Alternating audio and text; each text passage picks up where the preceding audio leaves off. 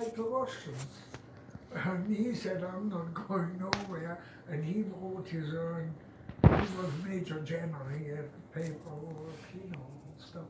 So he wrote his own retirement papers Discharge. or discharge papers. And he come back to Cologne, to Mersey then, to my mother too. And one day, the British, I'm ahead on my time again.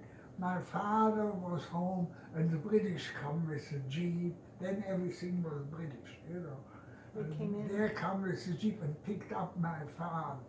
Somebody knew my father was there and he was Major General or whatever, right? They took him, my mother cried and she said, we never see him, He, after a few hours, this jeep come, and my father sitting there in the jeep with big cigars. And we were all right first, And he told them British, I don't know how he did it, but he probably told them whatever he did, I don't know. Till today I wouldn't know, he never talked about it, And we were all happy he come back. And he said they were very nice, they treated him very well, they gave him cigars, And that's my father's. So the girls and me, when we got there to my mother, to the house, my mother fed us all. My mother walked 4 kilometers, pretty far, 5 kilometers, to the nearest farm, and she gave them, I don't know what she gave them, but she got eggs and butter. He always had eggs and butter and meat from the farm because, I remember, my father got the son back on the farm. When my father still was in the military, He was a lawyer. I don't know how he did it, but he got the son from the farm back from the military that he could work in the farm. And another story, my father had a driver, he was from Dortmund, from the city, and they had a big grocery store. And my father wanted me to marry the guy, for the food, I guess. And he was a nice guy, he was my father's driver. That's all little war stories, When I was on the border near France, my father and the driver came to visit me, and guess what they brought? A bottle of champagne and a box of cigarettes. In the war, I needed that, we needed Food. You could use it to barter. You could use it to barter for food. Well, there it was still German soldiers. It was still when they visited. It was the French were still the English was still in France. That was that big battle of what is it? French Normandy. There came the British came from Normandy, and we were on the border, and the British were still on the border. And another story that Hitler was there. Hitler came to visit Cologne, and Cologne is on the Rhine River, and there's bridge, 3 bridges in Cologne, and your parents went probably there, and 3 bridges to the other side of Germany, and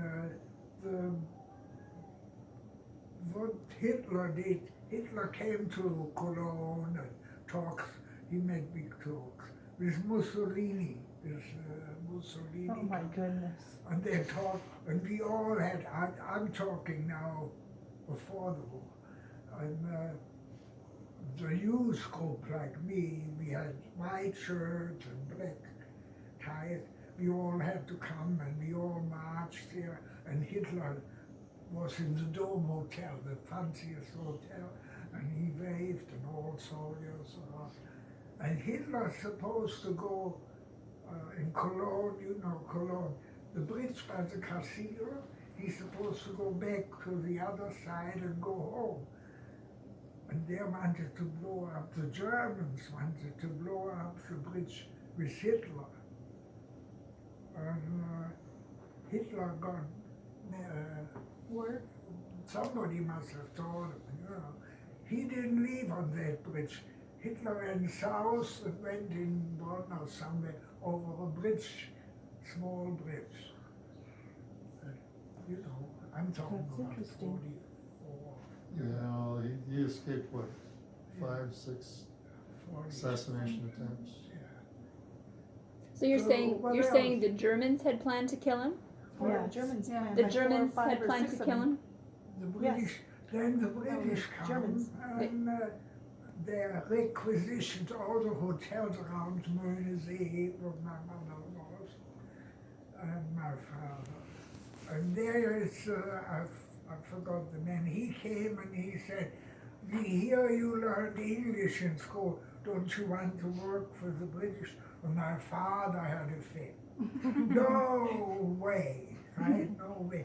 Then he said, well, it's not British, they're Holland Red Cross ladies, they open a cafe, not cafeteria, what they call it. You A know, for canteen? soldiers. Canteen. Yeah, for soldiers. And if I wanted to, my father said she can work there, but not for the British. So he was still, you know, I he don't was blame still German. And then I started working then for the British lady, for the Holland lady, and that was the Holland Red Cross ladies. They opened the cafeteria, was very nice, and the ladies were very nice. And they had soldier supply they were selling, and they put me on the front to sell because I could speak a little English, you know.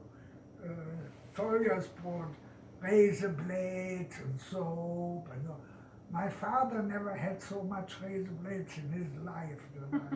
Oh, you know, the ladies were very nice. And they always told me I can take, you know, what I needed, and all. She was nice.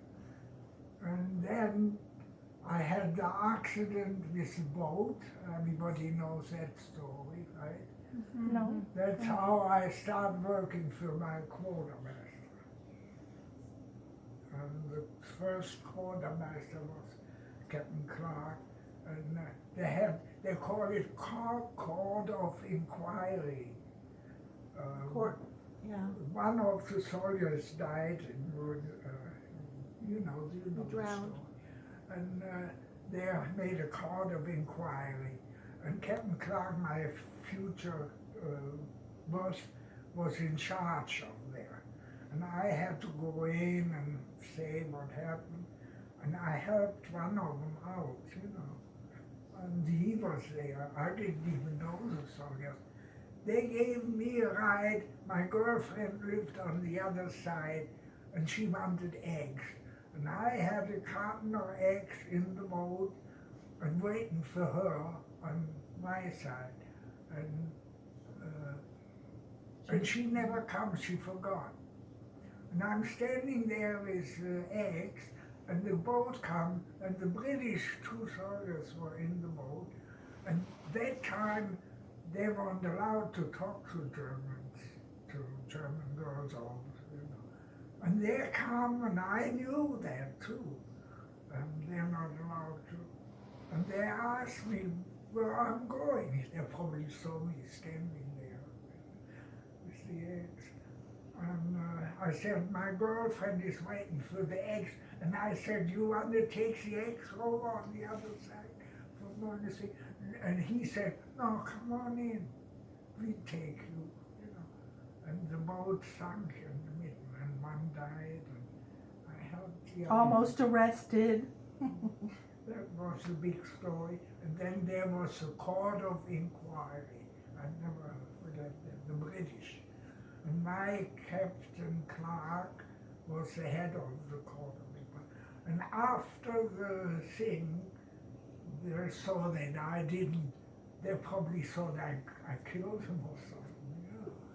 Yeah. And after the thing, the Captain Clark asked me if I want to work in his office, because they sent him a girl, she couldn't speak English. And I said, well, I don't know. I have to talk to the ladies. And he said, I'll take care of them.